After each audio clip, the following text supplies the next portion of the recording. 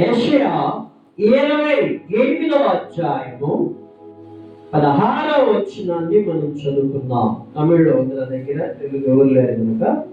కాబట్టి దేవుని పరిశుద్ధ నామానికి మహిమ కలుగును గాక. ఎవరైతే ఈ యొక్క సియోనులో ఉండే రాయిని, దాని మీద రాయి మీద మనం ఆధారపడి ఉంటాము, ఆ రాయి మీద, ఆ బండ మీద మన ఇల్లు కట్టబడినట్టు కనుకైతే మీ జీవితాలు కూడా సరే కదిలింపబడవు అని చెప్పి బైబిల్ గ్రంథంలో మనం చూడగలుగుతున్నాం. హల్లెలూయా. కాబట్టి ఇక్కడ వాక్యంలో చెప్పబడిన ప్రకారము, యెషయా 28వ అధ్యాయం 16వ వచనంలో చెప్పబడిన ప్రకారము, సియోనులో అది పరీక్షింపబడినదంట.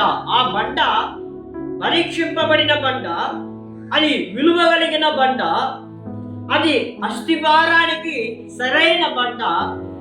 ఆ బండ మీద మనం ఇల్లు కట్టినట్టు కనుకైతే, ఆ బండని మనం నమ్మినట్టు కనుకైతే, ఆ బండ మీద మనం విశ్వాసం పెట్టినట్టు కనుకైతే ఖచ్చితంగా మనం కదిలింపబడమంట. హల్లెలూయా.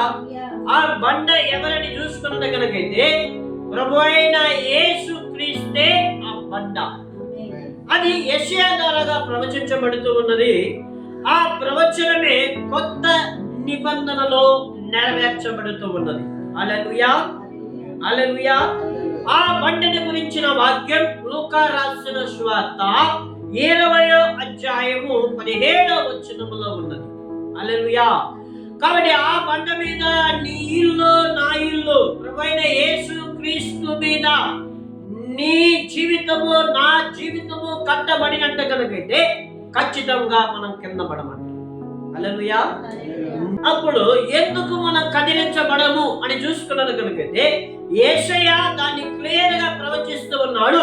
ప్రభువైన యేసు క్రీస్తు మీద, ఆ బండ మీద మన జీవితాలు కట్టబడినట్టు కనుకైతే ఇల్లు, ఈ శరీరం అనే ఇల్లు, ఈ ప్రాణం అనే ఇల్లు కరెక్ట్ గా కట్టబడుతుందంట. హల్లెలూయా. అందుకని చూడండి, ఈ ఇల్లు కరెక్ట్ గా కట్టబడాలనుకున్నది కనుకైతే, మనం కదిలించబడకుండా ఉండాలనుకున్నది కనుకైతే మొదటి కార్యము మనకి జ్ఞానము చాలా అవసరమైనది. హల్లెలూయా. జ్ఞానం అంటే లౌకికమైన జ్ఞానము కాదు, దైవికమైన జ్ఞానం మనకు అవసరము. హల్లెలూయా. ఎప్పుడైతే మనకి దైవికమైన జ్ఞానం ఉంటుందో మన జీవితంలో కదిలించబడకుండా దేవుడు నడిపించుకొని తీసుకొని వస్తూ ఉంటాడంట. హల్లెలూయా. అందుకనే యెషయా కాదండి, కీర్తన 55వ అధ్యాయం 22వ వచనంలో మనం చూసుకున్నది కనుకైతే మన భారములన్నీ కూడా సరే ఆయన మీద మోపాలంట. ఆయన మీద మోపినట్టు కనుకైతే నీతిమంతుడు ఎన్నడూ కదిలించబడు, అంటే నీతిమంతుడు ఎన్నడూ కింద పడ్డాడు. హల్లెలూయా. నీతిమంతుడు ఎన్నడూ కదిలించబడ్డాడు, తెలుగులో ఆ విధంగా ఉంది. హల్లెలూయా. నీతిమంతుడు ఎన్నడూ కదిలించబడ్డు. సైతాను దృష్టికి మనల్ని నెట్టివేసినట్టుగానే ఉంటది, బురదలో పడవేసినట్టుగానే ఉంటది. అయితే బురదలో నుంచి కడిగి పైకి లేపే దేవుడు మనకు కూడానే ఉన్నాడు. హల్లెలూయా. కింద పడినప్పుడు పట్టుకొని పైకి లేపేదానికి రెడీగా నిలబడి ఉన్నాడు. అయితే మన భారాలన్నీ ఏం చేయాలంట, ఆయన మీద మనం మోపాలంట. ఇలాంటి జ్ఞానం మనం కలిగి ఉన్నట్టు కనుకైతే మనం కదిలించబడము.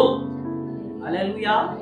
యెషయా 32వ అధ్యాయము 4వ వచనం. టెన్షన్ అయి ఉండొచ్చు, టెన్షన్ ద్వారా వస్తున్న కోపమై ఉండొచ్చు. ఆ విధముగా మన జీవితంలో ఉన్నది కనుకైతే దైవికమైన జ్ఞానాన్ని, ఒకవేళ మన నాలుగు తడబడుతూ ఉన్నది కనుకైతే, మన మాటలు తడబడుతూ ఉన్నది కనుకైతే, ఈ జ్ఞానాన్ని మనం నేర్చుకున్నది కనుకైతే, దైవికమైన జ్ఞానాన్ని మనం పొందుకున్నది కనుకైతే మనం ఎన్నడూ కదిలించబడము. హల్లెలూయా, హల్లెలూయా. అందుకనే యెషయా 29వ అధ్యాయం 24వ వచనం, దేవుళ్ళో ఒకవేళ మనం పవర్ఫుల్ గా లేనట్టుగా ఉండొచ్చు, అయితే ప్రభువైన యేసు క్రీస్తు దగ్గర వచ్చి కూర్చున్న తర్వాత మన మనసుని స్థిరపరిచి, హల్లెలూయా, మనం బుద్ధిమంతులుగా మారి మనం గొడుగుడు సొనుగుడు ఇవన్నీ కూడా మాని ఉపదేశాన్ని నేర్చుకుంటాము. హల్లెలూయా. దేవుని యొక్క ఉపదేశాన్ని నేర్చుకొని బహు జ్ఞానవంతులుగా మారి కింద పడకుండా దేవుడు కాపాడుతూనే ఉంటాడు. హల్లెలూయా, హల్లెలూయా. అప్పుడు మనం కింద పడకుండా ఉండాలనుకున్నగలిగితే దైవికమైన జ్ఞానం మనకు అవసరం. హల్లెలూయా. యేసేపుకి దైవికమైన జ్ఞానం ఉండింది కనుక యేసేపు కరువు కాలంలో కింద పడలేదు. హల్లెలూయా. దేశం మీదకి కరువు వచ్చింది, యేసేపు ద్వారా అనేక జనాలు కాపాడబడ్డారు. ఎందుకంటే దైవికమైన జ్ఞానం ఉంది. హల్లెలూయా.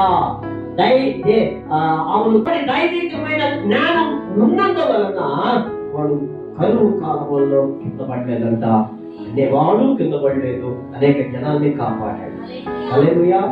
రెండవదిగా చూసుకున్నట్లయితే మనం కింద పడకుండా ఉండాలనుకున్నది, మనం కదిలించబడాలంటే కింద పడకుండా ఉండాలి.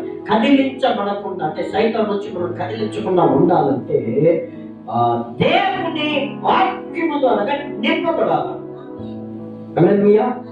దేవుని యొక్క వాక్యము ద్వారా నింపబడుతూ ఉన్నప్పుడు సైతాన్ నిన్ను నన్ను కదిలించలేదు. హల్లెలూయా. అందుకనే ఆయన సహవాసాన్ని మనం మానకూడదని చెప్పి బైబిల్ గ్రంథంలో మనం చూడగలుగుతున్నాం. యెషయా 33వ అధ్యాయము 5వ వచనములో, యెషయా 33వ అధ్యాయము 5వ వచనాన్ని మనం చూసుకుందాం. సియోను అనేది దేవుని యొక్క మందిరానికి సాదృశ్యం. పాత నిబంధనలో, కొత్త నిబంధనలో సియోను అనే దానికి నీవు నేనే దేవుని యొక్క మందిరం అయ్యా. హల్లెలూయా. కాబట్టి నేను లోపల వాక్యం వినేటప్పుడు ఏం జరగదంటే న్యాయాన్ని నీ లోపల నింపుతాను. హల్లెలూయా. నువ్వు వాక్యాన్ని వినేటప్పుడు నీతిని నీ లోపల నింపుతాడంట. హల్లెలూయా. ఏదైతే న్యాయంగా నీకు జరగాలో ఆ న్యాయాన్ని జరిపిస్తాడు. ఏదైతే న్యాయంగా నువ్వు చెయ్యాలో ఆ న్యాయాన్ని నీ చేతనే జరిపిస్తాడంట. హల్లెలూయా. ఏదైతే నీతిగా నువ్వు నడవాలో ఆ నీతిని నువ్వు నడిచేలాగా చేస్తాడంట. ఆ నీతిని దేవుడు నింపి నీతిగా నడిచేలాగా చేస్తాడు. హల్లెలూయా, హల్లెలూయా. కాబట్టి దేవుని పరిశుద్ధ నామానికి మహిమ కలుగును గాక. కాబట్టి ఇవన్నీ జరగాలనుకున్నది కనుకైతే ఆయన మనల్ని నింపాలంట. హల్లెలూయా. ఆయన మనల్ని నింపినట్టు కనుకైతే మనం కదిలించబడము. హల్లెలూయా. అందుకనే గలతీయులకు రాసిన పత్రిక 1వ అధ్యాయము 23వ వచనంలో వాక్యం ఉంటున్నది. చూడండి, ఇక్కడ అపోస్తలుడైన పౌలు ఏం చేస్తున్నాడు? అనేక క్రైస్తవుని హింసిస్తూ ఉన్నారు. హల్లెలూయా, హల్లెలూయా. అనేక క్రైస్తవుల్ని హింసిస్తూ ఉన్నారు. అనేక క్రైస్తవుల్ని హింసిస్తూ ఉన్నారు. వాళ్ళని బాధ పెడుతూ ఉన్నారు. వాళ్ళని ఇబ్బంది పెడుతూ ఉన్నాడు. వాళ్ళకి టెన్షన్ వచ్చేలాగా చేస్తూ ఉన్నాడు.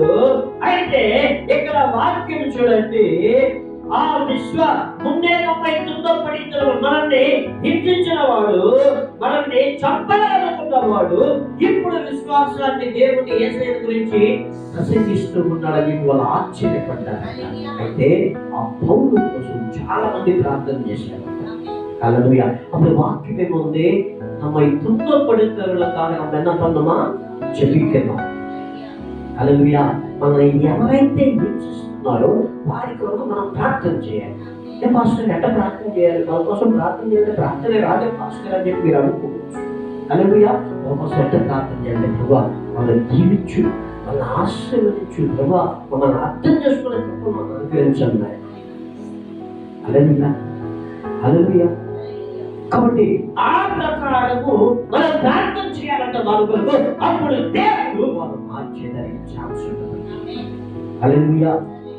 లేకుంటే వాళ్ళకి ప్రాబ్లం వచ్చేస్తుందంట. ఎందుకంటే ఎవరి ద్వారా మనకి ప్రాబ్లం వస్తుందో వాళ్ళకి శ్రమ అంట. హల్లెలూయా. ఎవరి ద్వారా మనల్ని ప్రాబ్లం వస్తుందో, ఏ మనుషులైతే మనల్ని టెన్షన్లో హింసలో పెడుతున్నారో వాళ్ళకి ప్రాబ్లం అని చెప్పి బైబిల్ గ్రంథం అంటాం. అందుకనే వాళ్ళకి అవి జరగకుండా ఉండేదానికి దేవుడు ఏం చేస్తున్నాడంటే మన వరకు ప్రార్థన చేయండి అని అంటున్నాం. హల్లెలూయా, హల్లెలూయా. అప్పుడు చూడండి, ఇవన్నీ కూడా సరే దేవుడు న్యాయాన్ని నీతిని నీ లోపల నా లోపల నింపి నడిపిస్తూనే ఉంటాడంట. హల్లెలూయా.